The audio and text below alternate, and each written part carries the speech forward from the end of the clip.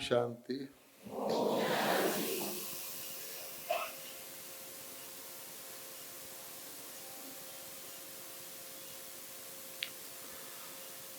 राजयोगिनी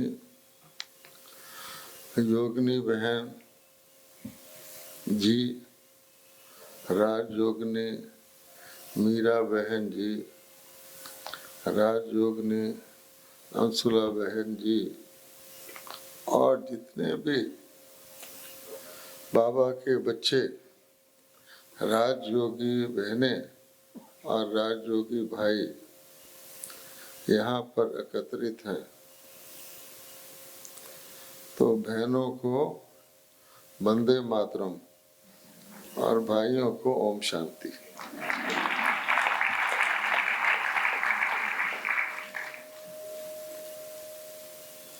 आज हम यहाँ सारे विश्व के ऊपर जो सबसे बड़ी आवश्यकता है दया की, उसके बारे में कुछ शिव बाबा के ज्ञान के अनुसार लेन देन करते हैं। पहली बात यह है कि दया की आवश्यकता आज सबको है, इसलिए सबके ऊपर दया करने वाला अर्थात सर्वोदया करने वाला कौन हो सकता है। हम किसी पर लिमिटेड दया करें, फिर भी किसी से दया मांगे, तो सीधा ही क्यों ना ये सोचें कि दया करने की क्षमता या शक्ति सबके ऊपर किसके पास है।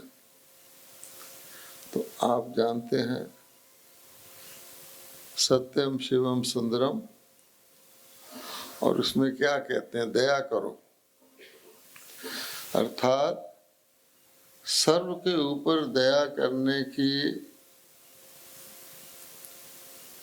जिसको कहते हैं भाव रखने वाले और उस दया की क्षमता करने वाले,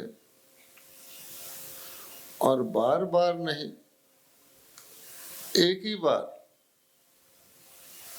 सब प्रकार की दया करने वाले, उनके अगर हम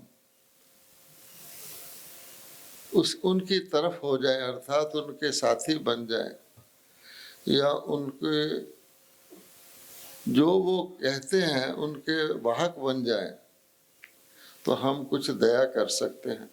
अपने ऊपर भी कर सकते हैं, दुनिया के ऊपर भी कर सकते हैं, क्योंकि दुनिया का मालिक वो है। वरना हमारे में खुद ही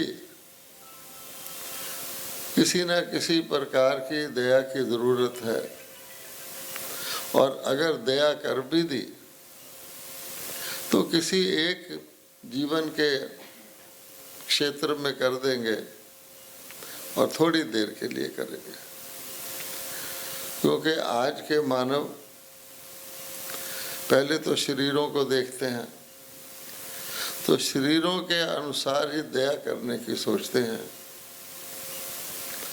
तो उनकी दया भी ज़्यादातर शरीरों के लिए ही होती है, तो शॉर्ट लिव्ड होती है, और उससे कोई कंप्लीट दया का पात्र बन के खुद भी दया करने योग्य बन जाए, ऐसा नहीं होता।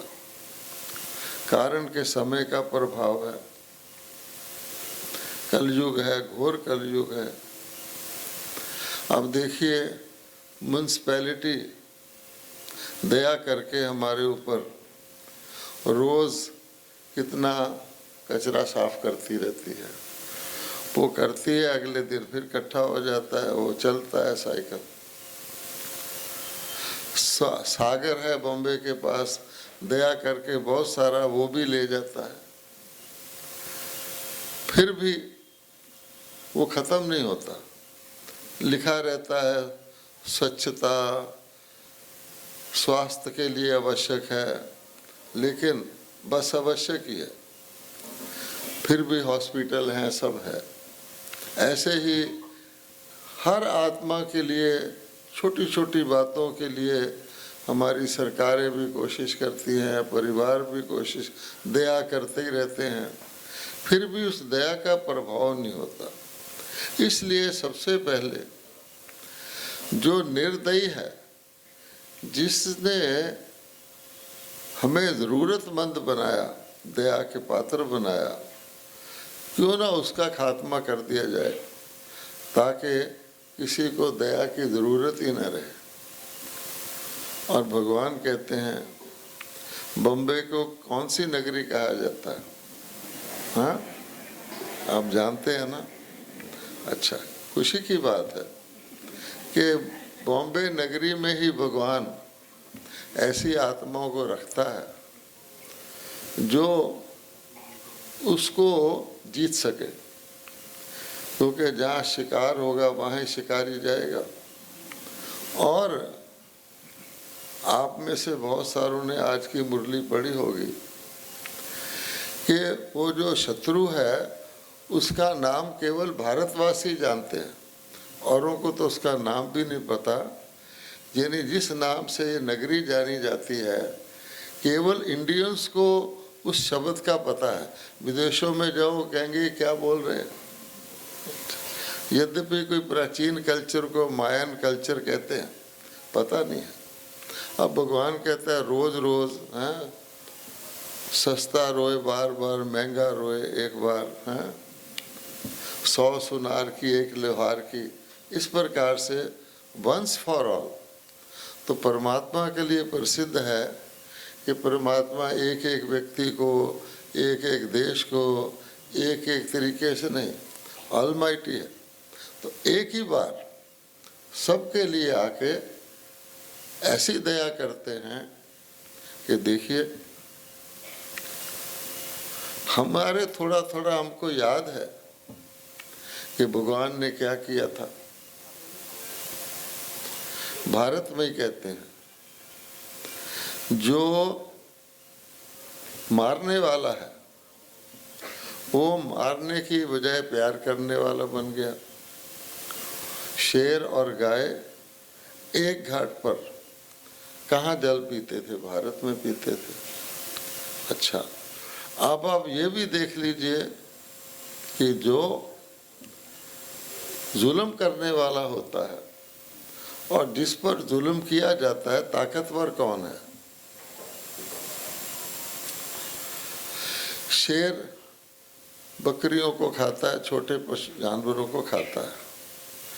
वो छोटे जानवर आज भी बहुत संख्या में हैं, और शेर बेचारा जो है, उसकी नस्ल को बचाने के लिए गवर्नमेंट ने बजट में पैसा रखा हुआ है कि शेरों को ख़त्म ना हो जाए दुनिया से। आप सोच सकते हैं कि ज़्यादा ताकतवर चीज़ कौन सी हुई।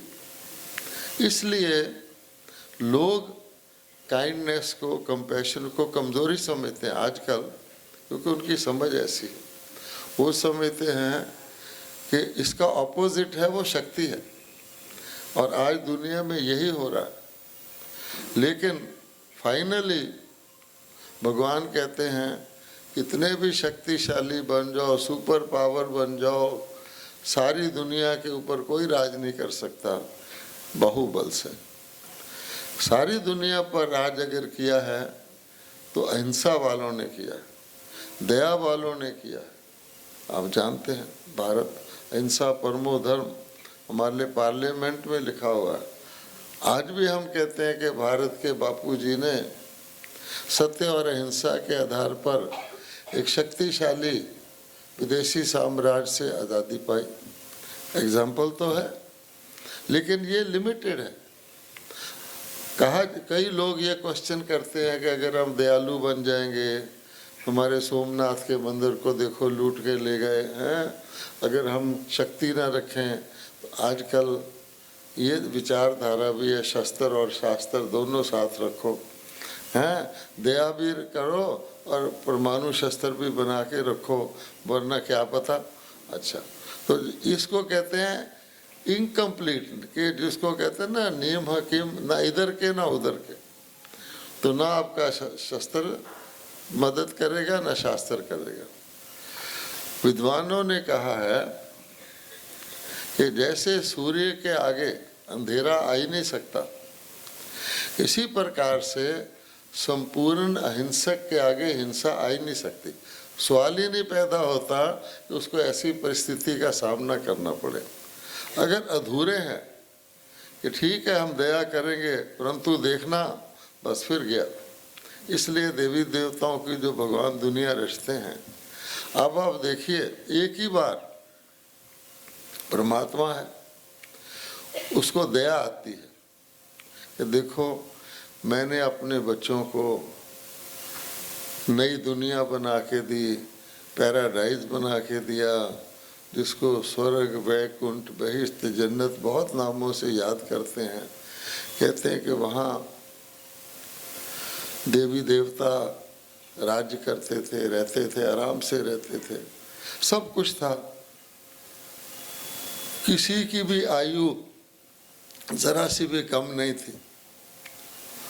आज भी उसका यादगार है। कोई व्यक्ति ओल्ड एज पर, बहुत ओल्ड एज पे शरीर छोड़ता है तो उसकी अर्थी नहीं कहलाती, उसको विमान कहते हैं। फूल से सजाते हैं, पैसे डालते हैं, बताशे करते हैं, लेकिन आजकल तो लंबी आयु भी एक प्रॉब्लम है। लेकिन सोचिए कि आप रात को सोए, सुबह आँख खुली, इस प्रकार से शरीर छूटे और नया जन्म मिल जाए तो क्या कैसा होगा। भगवान ने तो परफेक्ट वर्ल्ड रची होगी।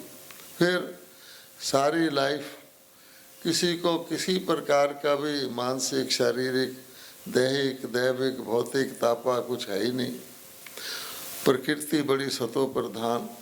अच्छा, हर चीज़ परफेक्ट।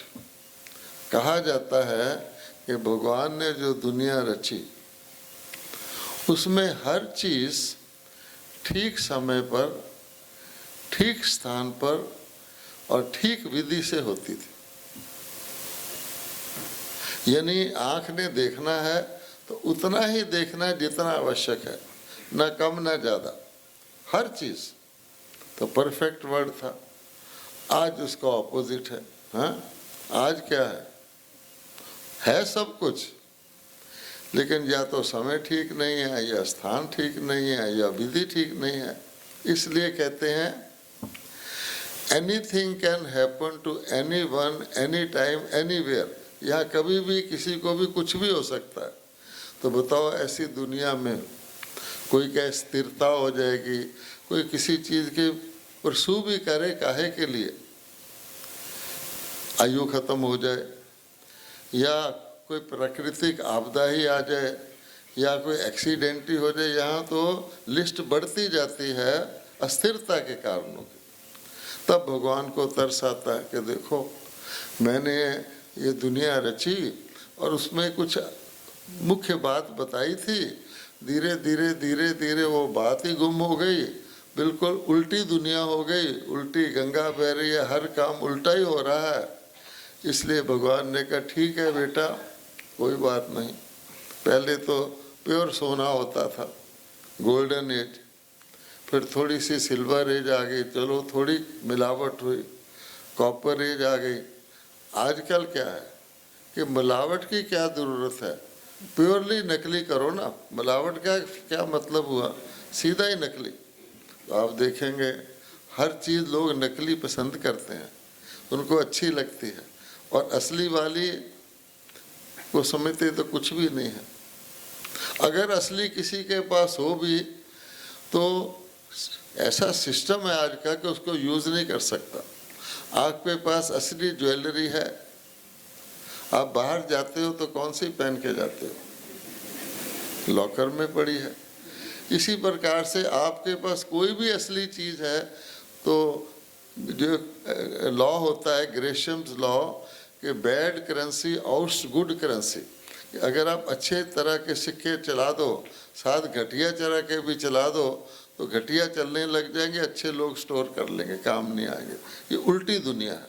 यहाँ आप देखेंगे झूठ बोलने से आपका काम आसानी से हो जाएगा, सच बोलोगे तो फंस जाओगे।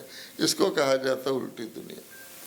फिर धीरे धीरे नकली से भी आगे चले गए, अब तो वर्चुअल है, खाली साए है, आपको कहीं जाने की ज़रूरत नहीं, मल्टी स्टोरी बिल्डिंग में बैठे हैं, ना कभी सनराइज देखना है ना सनसेट देखना है, लेकिन वीडियो में देख सकते हैं सनराइज सनसेट, तो सब आर्टिफिशियल। यहाँ बैठे आप पहाड़ी की सैर कर लो, वो भाई साहब गीत गा रहे थे, उसके पीछे क्या क्या सीन नज़र आ रहे थे, भाई ये है, बैठे बैठे मौज कर लो और कुछ नहीं, और लोग उसको पसंद करते हैं। इसलिए असली को नहीं करेंगे। आप असली ऑरेंज जूस ले लीजिए और एक ऑरेंज जूस का सोडा ले लीजिए, तो कौन सा टेस्टी लगेगा? सीधी बात है। तो हर चीज़ इस तरह की है, तो लाइफ। अच्छा, हमारी हंसी खुशी भी नकली हो गई है आजकल। हमारी हंसी खुशी कैसी है? पड़ोसी के घर में बिल्कुल नई ब्रांड की नई बड़ी सारी कार आ जाए, हम भोजन कर रहे हैं तो भोजन छोड़कर क्या सोचेंगे, ये कार कहाँ से ले आया? अच्छा, अभी वो पड़ोसी ले आया होगा, तुमको क्या लेना है? चर्चा करते रहेंगे। अगले दिन पड़ोसी के घर पुलिस आ जाए, अब पता लगा क्या कहाँ से लाया है, खुश हो जाएंगे। ठीक है, ये है आज की दुनिया। और क्या कहते हैं, प्रभु जी मेरे अवगुण चित्त ना धरो। अब प्रभु जी कहते हैं मैं प्रभु जी हूँ तो इसीलिए हूँ कि तुम्हारे अवगुण चित्त नहीं धरता, मेरे को और कोई काम नहीं है क्या? लेकिन उसको खास याद कराते हैं कि प्रभु जी शायद भूल ना जाना, अच्छा मैं आपको सावधान कर रहा हूँ, मेरे अवगुण चित्त नहीं धरना। अब प्रभु जी कहते हैं अच्छा बेटा तू कहता है तो तुझे कन्फर्म कर देता हूँ, स्टाम्प पेपर पे लिख देता हूँ, मैं ना तेरे ना किसी के अवगुण चित्त नहीं धरता। अब तू आ ही गया है तो मेरी भी एक सुन ले, तुम भी किसी के अवगुण चित्त ना धरा करो। अच्छा प्रभु जी नहीं, मुझे छुट्टी दे दीजिए, मैं तो सबके अवगुण चित्त धरूंगा, पर आप प्रभु जी है ना, आप मेरे अवगुण चित्त नहीं धरना।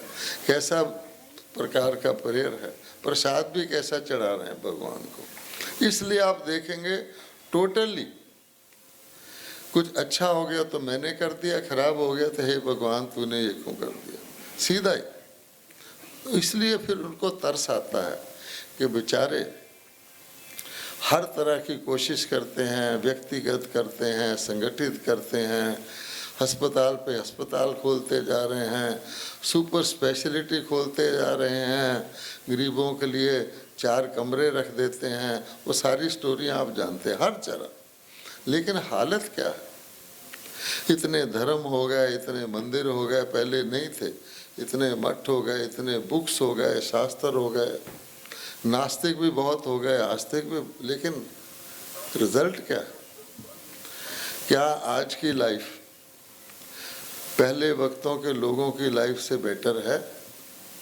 नहीं है। आज तो शांति में बैठना मुश्किल है। लोग कहते हैं ना हमें शांति चाहिए, शांति चाहिए। अगर मैं बोलना बंद कर दूं 2 मिनट तो सब परेशान हो जाएंगे कि कुछ बोलो, नहीं तो हम तो डिस्टर्ब हो गए। तो बताइए, चाहते शांति हैं, शांति को तो धारण ही नहीं कर सकते। इसलिए सोचना है तो भगवान कहते हैं कि जितने मेथड ट्राई कर लिए। अच्छा, ऐसों का हाथ पकड़ा जो खुद भी बेचारे उसी नैया में सवार है। सिंपल है कि जब कलयुग है तो सारे कलयुगी हैं या कलयुग में कोई सतयुगी होगा? यहाँ पर सतयुगी हैं लेकिन मंदिरों में है, मूर्तियों के रूप में है, जिंदा रूप में नहीं है।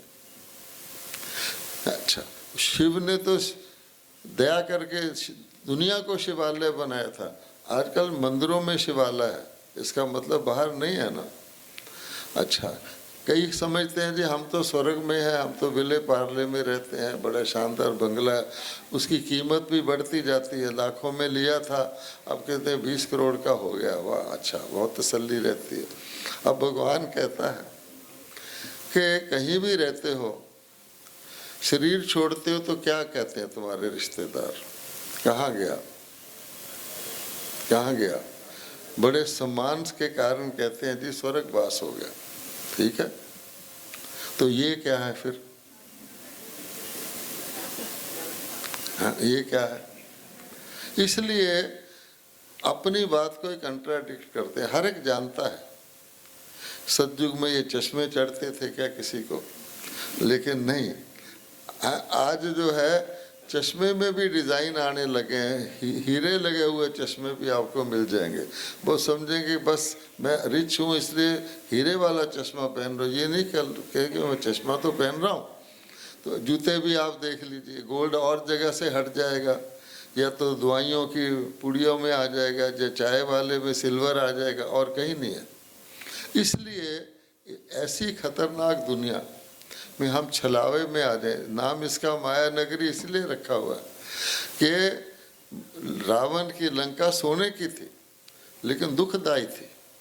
यहाँ आप किसी जगह चले जाएंगे आपको स्वार्थ मिलेगा, और जैसे चूहे को फंसाते हैं तो चूहे दानियाँ तरह तरह की आपको दिखेंगी। तो भगवान कहते हैं तब मुझे तरस आता है कि मेरे बच्चे जितना मेरे से दूर होते जाते हैं, बेसिक चीज़ को छोड़े हुए हैं, उतना दुखी होते जाते हैं, अति तक चले गए हैं, यानी बहुत ज़्यादा हो गए। तब भगवान को तरस आता है। और गीता में उसने, भारत में गीता है, भारत को ही भगवान का देश कहते हैं। भारत में इतने भगवान के नाम के फेस्टिवल हैं, अनेक प्रकार का पूजा पाठ है, गरीब भी जाके मंदिर में हाथ जोड़ आता है, तो फिर उसको तरस आता है। इसलिए अगर आज का विषय आपने देखना हो सच्ची रूप से, तो दया, अगर हमको दया करने के पात्र बनना है तो हमारे को भगवान से लेकर दूसरों को देना पड़ेगा। पहले तो हमारे अपने ऊपर हम दया करें, समझ में आए।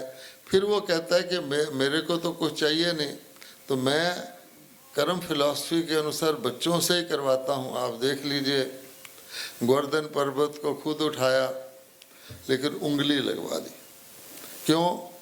कि बच्चों को कर्मों का फल देना है, बच्चों ने उंगली लगाई। आप भी किसी मंदिर में जाते हैं, किसी दान की जगह, पैसा तो आपका होता है पर बच्चे के हाथ में देते हैं, भाई तू भी दान कर दे, क्योंकि बच्चे का भाग्य बनता है। तो भगवान कहता है कि मैं निराकार हूँ, मैं तो दुख सुख से न्यारा हूँ। तो इसलिए वो दया करने के लिए शक्ति देते हैं। तो आज का जो विषय है उसको गौर से देखेंगे। अभी प्रोनाउंस किया गया, बहुत इसी तरह समझते हैं कि दया के लिए स्पिरिचुअल एम्पावरमेंट है, या स्पिरिचुअल एम्पावरमेंट के लिए दया और करुणा है। तो वास्तव में दया और करुणा फ्रूट है स्पिरिचुअल एम्पावरमेंट का, यानी भगवान शक्ति दे जिससे हम अपने दुश्मन को भगा सकें। तो बेसिक बात शक्ति की है, क्योंकि आप जानते हैं कमज़ोर होगा उसको 100 बीमारियां आ जाएंगी, शक्तिशाली होगा, इम्यूनिटी होगी तो लास्ट में बीमार होगा आज के ज़माने में। इसलिए भगवान कहते हैं दुनिया वाले भी क्या मांगते हैं, ये नहीं मांगते मैं धन मांगूँ, ये मांगूँ, बंगला मांगूँ, पर भगवान से सद्बुद्धि मांगते हैं, शक्ति मांगते हैं। इतनी शक्ति देना हमें दाता। अच्छा, अब शक्ति आपको भगवान दे तो आपको टेम्परेरी शक्ति चाहिए या परमानेंट चाहिए? ये जिसके बूस्टर डोज लगवाने पड़े हैं, या एक ही बारी चाहिए? तो भगवान कहता है मैं तो सर्वशक्तिवान हूँ। तो मैं आपको पहले ये सोचना है कि मुझे रोना आता है, ये माया की नगरी रावण रुलाता है, आप समझ लीजिए। अच्छा, हंसना खुशी चाहिए, ऑपोजिट तो आपको टेम्परेरी खुशी चाहिए या परमानेंट चाहिए? तो सब कहेंगे परमानेंट चाहिए। तो कहाँ रखोगे? अगर आपको भगवान आज परमानेंट शक्तिशाली बना दे, क्योंकि ये शरीर तो थोड़े देर के लिए, अगले में भी चाहिए, अगले में भी चाहिए, वो तो एक बार ही आएगा, तो कहाँ रखेंगे आप? कहाँ रखेंगे? तो जरूर ऐसी जगह रखेंगे जो परमानेंट है। वो कौन सी चीज है? वो है आत्मा। तो इसलिए भगवान आके गीता में पहले पहले आपको क्या सिखाते हैं कि पहले एक लॉकर तो खरीद लो जिसमें रखोगे। इसलिए वो कहते हैं कि पहले अपने आप को आत्मा मानो। शरीर में जो कुछ भी लोगे वो तो आज है, कल जाएगा। आप चले जाएंगे या वो चीज़ चली जाएगी। तो पहले पहले वो कहते हैं कि मैंने पहले भी जब आपको ऐसी दुनिया, ऐसी दया करी थी जो बहुत युगों तक चली, वो उसके लिए पहले ये कहा था उस चीज़ में रखो, चाहे परमाणु शस्त्र चल जाए, चाहे अर्थक्वेक हो जाए, चाहे सारी बिल्डिंगें ढह जाएं, शरीर भी चला जाए, वो चीज़ आपकी कायम रहनी चाहिए। भगवान खुद भी कहता है जैसे बीज होता है, अब बीज बेचारा दिखता तो नहीं है, छोटा सा होता है, बड़ का बीज, उसके अंदर कितना विशाल वृक्ष होता है, लेकिन फाइनली वृक्ष सब फल फूल दे के सूख जाएगा तो वो बीज रहेगा। तो जिसके पास बीज है समझिए उसके पास वृक्ष है। तो भगवान ने हमको पहले सिखाया पातर शरीर नहीं है, आत्मा है। अब वो कहता है जो पातर है जैसे उसके अंदर भी आप ऐसी चीज़ डालो जो ठीक तरह रह सके। आज क्या है, आपको पहले तो चीज़ें कोई ना कोई कम जास्ती होती है, अब सारी लाइफ में इकट्ठी करते रहो, फिर रखोगे भी जहाँ आपको उसका सुख नहीं मिलेगा। मान लो आपने धन इकट्ठा कर लिया, आपको डायबिटीज़ हो गया, आजकल ऐसा ही होता है, या कुछ हार्ट की बीमारी हो गई या कुछ हो गया, तो धन क्या करेगा? आपका ड्राइवर रसगुल्ले खा रहा है, आप सारी दुकान खरीद सकते हैं, पर आप देखते रहते हैं डॉक्टर ने क्या हुआ देख ले, अच्छा तो गए। इसी प्रकार से पहले तो उस जो भगवान दे उसको भोगने के लिए भी तो व्यक्ति के अंदर ताकत चाहिए। आपको सुख तो दे दे, ले आप भोग ना सकें, इसलिए भगवान कहता है कि मैं पहले आपको एम्पावरमेंट करता हूँ। तो ये जो एम्पावरमेंट है इसके साथ स्पिरिचुअल शब्द लगा हुआ है। आप गौर से देखना, और कितनी प्रकार की भी एम्पावरमेंट आजकल बहुत है, women's empowerment, political empowerment, educational, कितनी भी लगा लो, वो सारी की सारी बॉडी के साथ कनेक्टेड है। भगवान कहता है कि असली एम्पावरमेंट अगर स्पिरिचुअल हो जाए, अब मान लो प्रेम है, दया है, करुणा है, ये कहाँ रहती है? बॉडी में रहती है क्या? आपको दुनिया में जो भी चीज़ चाहिए, नेम एनीथिंग, आपको शांति चाहिए, आपको प्रेम चाहिए, आपको सहयोग चाहिए, पूरी लिस्ट बना लीजिए, वो सारी की सारी स्पिरिचुअल होगी।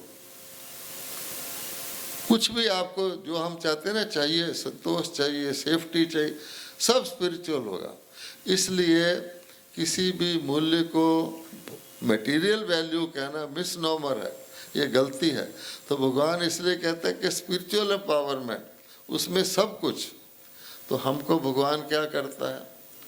एक ही बात कहता है, सर्वगुण संपन्न। बस अगर सर्वगुण संपन्न हो गए तो आप समझ लीजिए अवगुण है ही नहीं। अवगुण है ही नहीं तो आपकी ना आयु घटेगी, ना किसी से दुश्मनी होगी, हर चीज़ आपके साथ सहयोग देगी। तो भगवान कहते हैं ये बीच में निकाल दो, कंपटीशन भी नहीं करो। आपने कछुए और खरगोश की कहानी सुनी है ना? हैं? मैं थोड़ी उसको बढ़ा के बताता हूँ क्योंकि थोड़ा बोर हो जाते हैं ना। अच्छा, आपको पता है कछुए और खरगोश की जब रेस हुई तो कौन जीता? कौन जीता? कछुआ, क्योंकि वो स्लो एंड स्टेडी था। खरगोश को जरा घमंड था, मैं तो 4 कदम में इसको हरा दूंगा, बीच बीच में लापरवाह हो गया, अब जीत गया। तो खरगोश ने कहा नहीं, दूसरी बारी ट्राई करेंगे। ऐसा नहीं है कि तुम एक विन से विन करो, सेकंड इनिंग्स भी होगा। अच्छा, अब खरगोश ने ध्यान रखा कि मैं सोऊंगा नहीं, मैं तो वैसे तेज स्पीड वाला हूँ, बहुत ध्यान रखूंगा। तो कौन जीत गया दूसरी बारी? खरगोश जीत गया। अब कछुए ने कहा ये जीरो नहीं चलेगा, अब मैं तीसरी बारी चलूंगा, रेस करूंगा, लेकिन रूट बदल दो। तो कछुए ने चालाकी से, बीच में एक झील थी पानी की, क्या इस रूट से जाएंगे। अब खरगोश तो तैर नहीं सकता था, उसको लंबा करके आना था, तो कछुआ जीत गया। स्पीड स्लो थी, लेकिन उसने कहा इसके अक्रॉस जाना। जैसे आपको पता है गणेश और उसके भाई की कहानी है। अब जीत गया। खरगोश को फिर गुस्सा आया, कहते ये क्या हुआ। फिर दोनों ने सोचा हम आपस में झगड़ा करते हैं, ऐसी रेस करो जो दुनिया में कोई जीत ही ना सके। उन्होंने सुलह कर ली कि लैंड पर खरगोश के ऊपर कछुआ बैठ जाएगा और पानी में कछुओं के ऊपर खरगोश बैठ जाएगा। तो इतने रिकॉर्ड टाइम में उन्होंने रेस जीती कि आज तक उसको कभी जीत नहीं सकता। अब भाव क्या हुआ कि उन्होंने कंपटीशन छोड़ दिया। अच्छा, आज की दुनिया में भी है जिंदगी बहुत आसान। कोई ब्रह्मा कुमारी से पूछे, लोग आके यही कहते हैं इनके पास कोई बैंक बैलेंस होंगे, इनका चेहरा देखो ना कैसा है। अच्छा, क्या है इनके पास? अच्छा, वो देखता रही। आजकल तो, पहले तो ज़रा कम था, एयरपोर्ट पे जाओ, कहीं जाओ, ब्रह्मा कुमारी होंगी तो दूर खड़े ऐसे ऐसे आपस में बात करेंगे, ये ब्रह्मा कुमारी है। ब्रह्मा कुमारी को पता तो लग जाता है कि मेरे लिए बोल रहे हैं। क्या चीज़ है? अब सिंपल बात है, आपने बॉम्बे में तो फिल्म में प्रोड्यूस होती हैं, एक फिल्म का हीरो एक्टर वो कहलाता है जो हर प्रकार का रोल कर ले। ठीक है, अब किसी एक्टर को आपने एक फिल्म में राजा बना दिया, अब वो राजा से भी अच्छा राजा का रोल करता है। दूसरे फिल्म में उसको डॉक्टर बना दिया तो डॉक्टर से भी बढ़िया वो डॉक्टर दिखता है। तीसरे में उसको मान लो पोर्टर, कुली बना दिया तो कुली से भी अच्छा कुली दिखेगा। लोग पैसा खर्च के उस कुली को देखने जाते हैं। कुली तो बहुत होते हैं रेलवे स्टेशन पर, डॉक्टर भी बहुत होते हैं, लेकिन उसकी अदा होती है।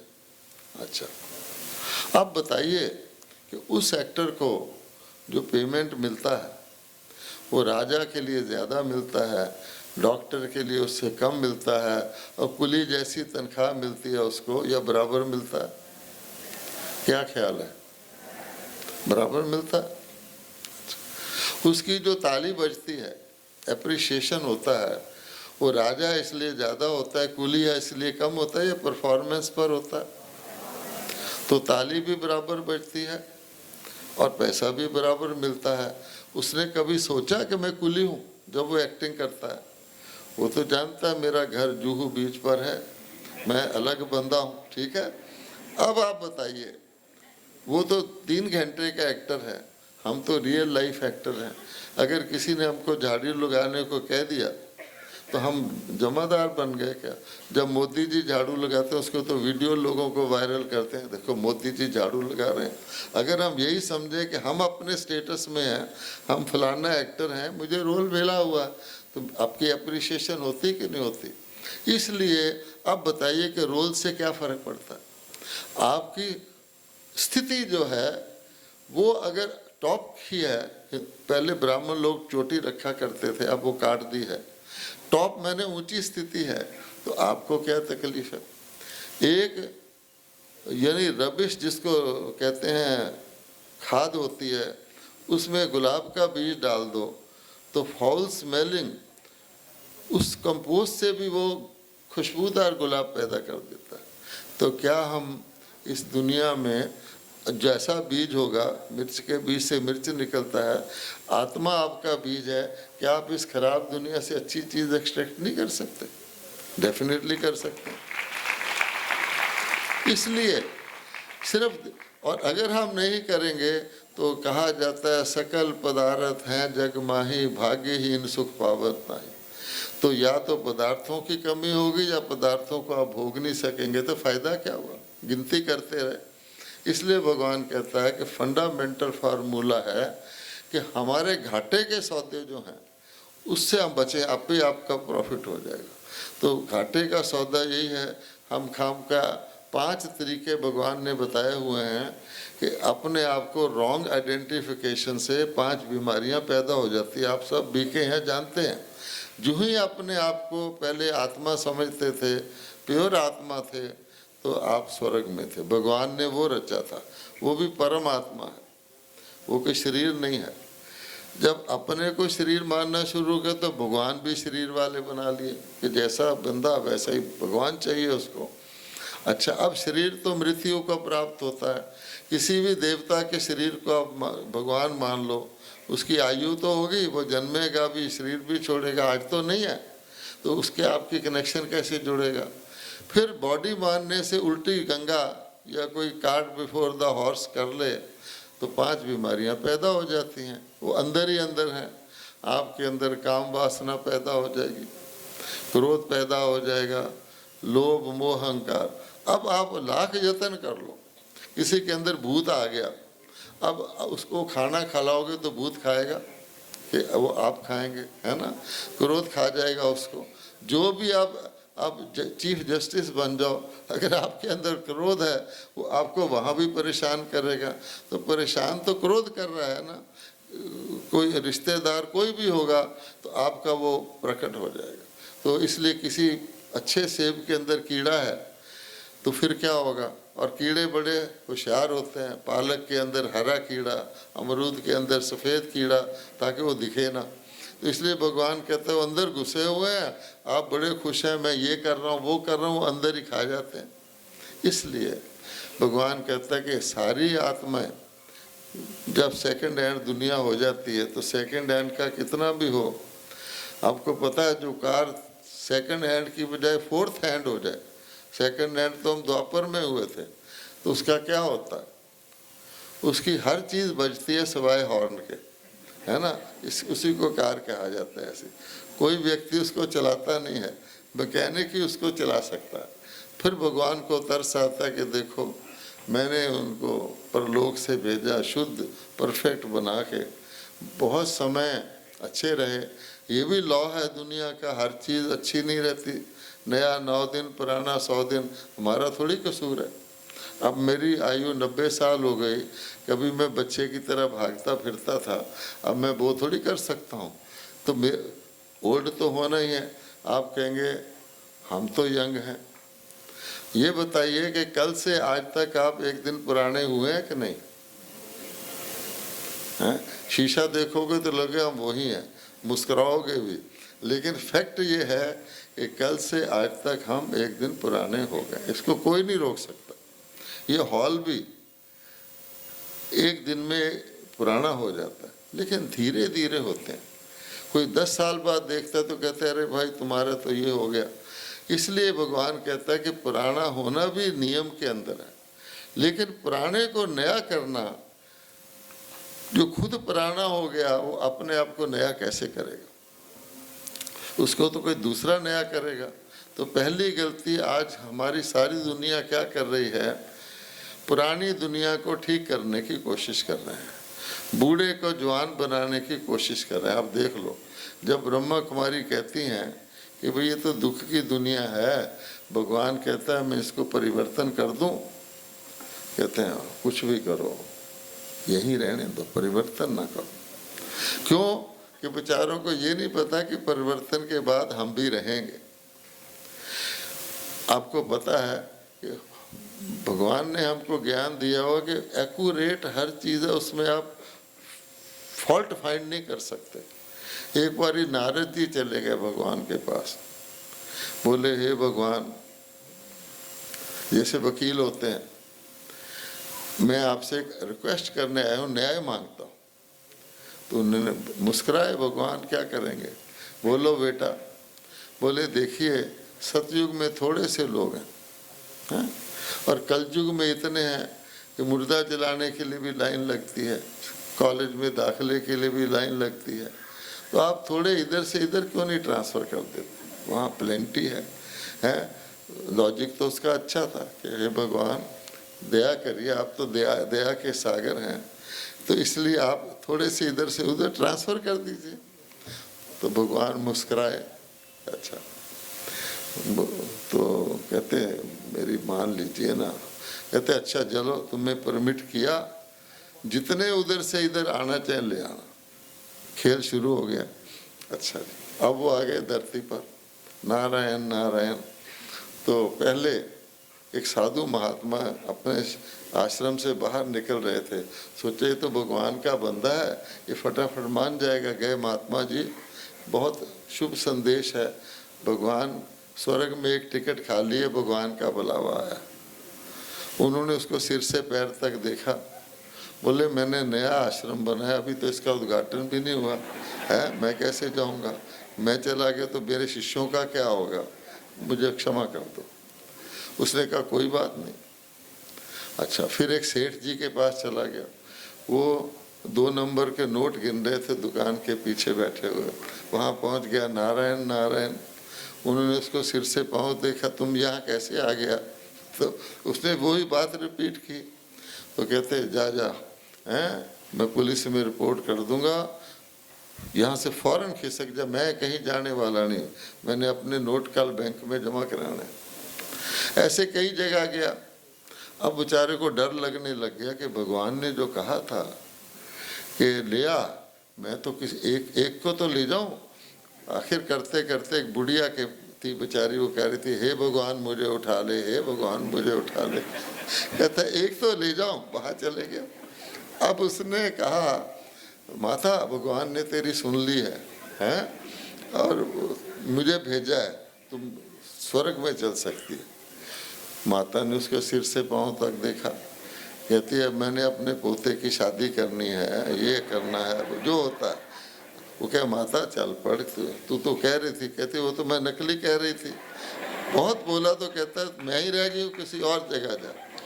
तो अब वो बेचारे को समझ में आ गया कि भाई जो भगवान ने किया वो ठीक ही किया है, जिस कंपार्टमेंट की आत्माएं वैसे ही जाएंगी। इसलिए भगवान कलयुग में आके देखते हैं। अब मैसेज तो उनका सबके लिए है, परंतु उनको ये पता है, जैसे आप किसी पार्टी के मौके पर ट्रे में रख कर के स्वीट्स रसगुल्ला वगैरह रख के हर एक को ऑफ़र करते हैं, आजकल पर्सनली करते हैं कि रिस्पेक्ट देने के लिए। तो कई कहते हैं नहीं नहीं, वो ना क्यों कर रहे होते हैं? उसको रसगुल्ला खाना मना है डॉक्टर की तरफ से। अब वो ऑफ़र तो हो रहा है लेकिन वो ले ही नहीं सकता। अब है सर्वगुण संपन्न बनना है, वो तो मीठी चीज़ है। अब किसी को उसका टेस्ट ही नहीं है, जिसने रोज़ झगड़ा करना है, लड़ाई करना है, उसको तो फिर कहेगा मुझे कलयुग में भेज दो। कोई वकील है मान लो, क्षमा करना, कहेगा भगवान सतयुग में कोर्ट होती है, कहेगा नहीं फिर तो मैं नहीं जाता। आप समझ गए? तो कहने का भाव ये है अपने आप ही। इसलिए उसको पता है कलयुग में तो सारे आ गए, लेकिन वहाँ कौन जाएगा? तो इसलिए फिर वो उनको, परमात्मा को तो सतयुग में जाना नहीं, वो तो फॉर्चून देता है, फिर वो ऐसी आत्माओं को चुनता है। तो इस हाल में कौन सी आत्माएं बैठी हैं बताइए? हाँ आप, अच्छा, तो इसलिए ये भी दिल पर हाथ रख के सोचना है कि अभी मान लो भगवान कह दे इस हॉल से निकलने से पहले पहले आपको सतयुग में आ जाना है, तो अब तैयार हो जाओगे या कहोगे ठहरो मैं थोड़ा सा काउंट क्लोज करके आऊँ? इसलिए भगवान कहते हैं एवर रेडी भी रहना, मालूम नहीं है ना, क्योंकि जैसे होता है ना इतनी जगह से रास्ता निकलना है, ये तो पूरा घूमना पड़ेगा। तो वो मौका किसी के लिए भी आ सकता है, और अगर हम पूरी तरह तैयार नहीं होंगे तो फिर जितना स्वर्ग भी बड़ा लंबा चौड़ा है, कहाँ सतयुग का फर्स्ट डे ऑफ स्टेटस और कहाँ त्रेता का लास्ट डे, नाम तो स्वर्ग ही है उसका ना। इसलिए वहाँ यथा राजा तथा प्रजा, दुख किसी को नहीं, फिर भी स्टेटस होता है। इसलिए भगवान कहता है ये मौका मैं उन आत्माओं को देता हूँ जो मुझे पता है, क्योंकि मेरी जजमेंट गलत नहीं हो सकती। तो हमको भी ये देखना है कि हम अपने आज की स्टेटस ना देखें कि आज ये व्यक्ति तो ऐसा लगता है। अगर श्री कृष्ण के रूप में आ जाते तो कौन होता, नास्तिक भी चल पड़ता, भाई ये तो दिख रहे हैं आते हुए। किसी बच्चे को ही कृष्ण बना दो आप जन्माष्टमी के दिन, उसको ही नशा चढ़ जाता है, वो ड्रेस ही नहीं उतरवाता, इसी तरह चलता है। तो भगवान कहता है कि असली वाला कैसा होगा। इसलिए बहुत बहुत बहुत फॉर्चुनेट हैं। अब क्वेश्चन ये है, अभी हम माउंट आबू में थे तो 8-10 पद्म श्री जो होते हैं टाइटल वाले, वो वहाँ आए थे फंक्शन में। तो बात हो रही थी पद्म श्री। तो भगवान कहता है पद्म श्री क्या होता है? पद्मा पदम भाग्यशाली। सौभाग्य भी तो 100 ही हुआ ना, दुर्भाग्य से सौभाग्यशाली अच्छा। पद्मा पदम। अब पद्मा पदम के लिए कोई बैंक है जिसमें आप पद्मा पदम जमा करा सको? नहीं है। अब भगवान कहते हैं मेरी इनकम का तरीका बड़ा शानदार है। एक के साथ आप शिव कहो 10 हो गया, दूसरा शिव कहो 100 हो गया, तीसरा कहो 1000 हो गया। अगर आपने 10 बिंदियां लगा ली तो आपकी तो गिनती खत्म है ना। मैं चार्टर्ड अकाउंटेंट होकर यहाँ क्यों आया? तो वहाँ तो उल्टा हिसाब था, लेने वाले को फ़ायदा है, देने वाले को नुकसान है। यहाँ मैंने सीखा कि देने वाले को फ़ायदा है, लेने वाले को नुकसान है। मैंने कहा छुट्टी। अच्छा, फिर गिनती कैसे करेंगे? वहाँ तो अकाउंट का शब्द ही नहीं है, अनकाउंटेबल जिसको कहा जाता है, बिंदियाँ लगाते जाओ। ये सब जानते हैं। आज मैं आपको एक और बात अच्छी सुना रहा हूँ, गौर से सुनिए। बिंदी लगा के आपका बढ़ता है, ये तो ठीक है। अगर आपके पास 100 है और 100 में आपने एक बिंदी लगाई तो कितना हो जाएगा? 1000, है ना? ठीक है। 1 लाख है, उसके साथ बिंदी लगाई तो कितना हो जाएगा? 10 लाख। अगर 1 करोड़ है, उसके साथ बिंदी लगाई तो कितना हो जाएगा? तो बिंदी की वैल्यू चेंज होती है कि नहीं? 100 में बिंदी लगाओगे तो कितना फ़ायदा होगा, और करोड़ में बिंदी लगाओगे तो कितना फ़ायदा होगा। तो दादियों की लगी हुई बिंदी, उसकी वैल्यू कितनी है। और अगर हम साधारण बिंदी लगाएंगे, बड़ी खुशी है कलयुगी लोगों से, हम अच्छे हैं, देखो जी उनके शौक हो जाते हैं, हम तो कोई फीलिंग नहीं आती, मरे मम्मा अम्मा मरे तो भी हलवा खा लेते हैं, ये कोई ख़ास बात नहीं है। इस वक्त कोई गोल्ड माइन पे जाए और जेब भर के ले आए या झोली भर के ले आए, उसको अक्लमंद कहेंगे? भगवान कहते थोड़ा सा प्राप्त किया, इसलिए कहते हैं जमा करो, जमा करो। जितना आप जमा करेंगे आपकी बिंदी की वैल्यू बढ़ती जाएगी। तो इसलिए क्योंकि हमको कितना चाहिए, कितना चाहिए? 21 पीढ़ी। ये संगम का युग ही हमको 10 साल ही सोचते बहुत लंबे हो गए, ये तो कलयुग के साल हैं। 21 पीढ़ी के लिए कितना चाहिए? परंतु इसमें पक्का विश्वास चाहिए। आजकल आपको पता है दुकानदार सेल करने के क्या थे ना, बाई 1 गेट 1 क्या फ्री। अच्छा, कई फिर ज़्यादा प्रलोभन देते हैं। जहाँ तक बाई 1 गेट 3 फ्री है तब तक तो लोग सोच लेते हैं। कोई कह दे बाई 1 एंड गेट 21 फ्री तो कहेंगे माल ही ठीक नहीं होगा, फ्री साथ 21 साथ दे रहा है ना। अच्छा, इसलिए भगवान कहता है कि बाई 1 21 फ्री उनके दिमाग में नहीं आता, तो सोच ही नहीं सकते कि ऐसा हो सकता है, इसलिए वो फिर सौदा नहीं करते। कहते हैं एक साइकिल रिपेयर करने वाला था, उसकी 2 करोड़ की लॉटरी निकल गई। अब उन्होंने सोचा इसको सीधा बताएंगे तो शायद इसका हार्ट ही फेल हो जाए, क्योंकि 2 करोड़ तो उसको गिनती भी नहीं आती थी। तो उन्होंने एक बहुत इंटेलिजेंट व्यक्ति भेजा कि इसको धीरे धीरे तैयार करो फिर इसको देना।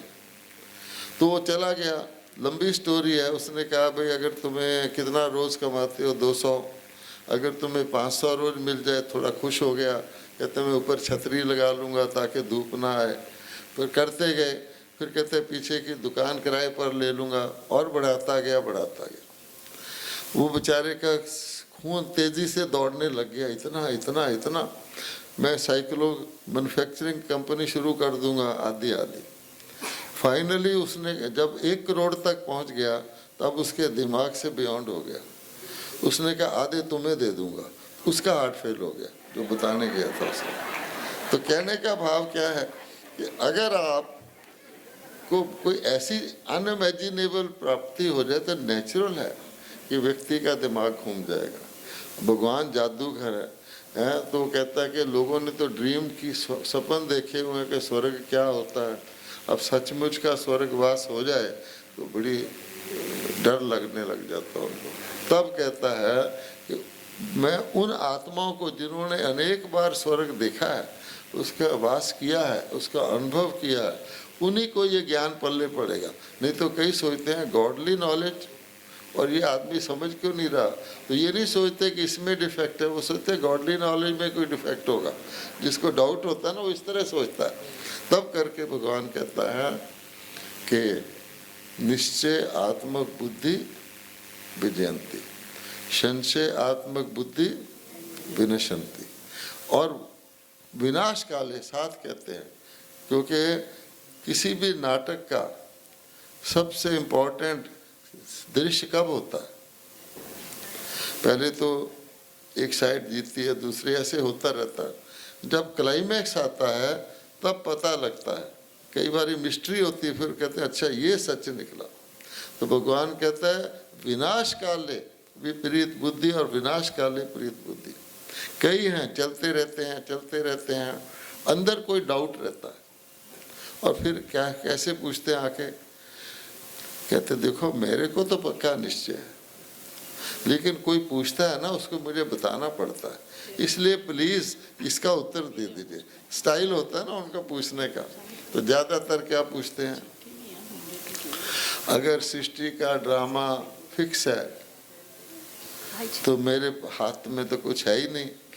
हाँ जी हो गया, अच्छा ओके, बहुत अच्छा। कई बार फिल्म का बीच में दी एंड आ जाता है, अब क्या कर सकते, कोई बात नहीं।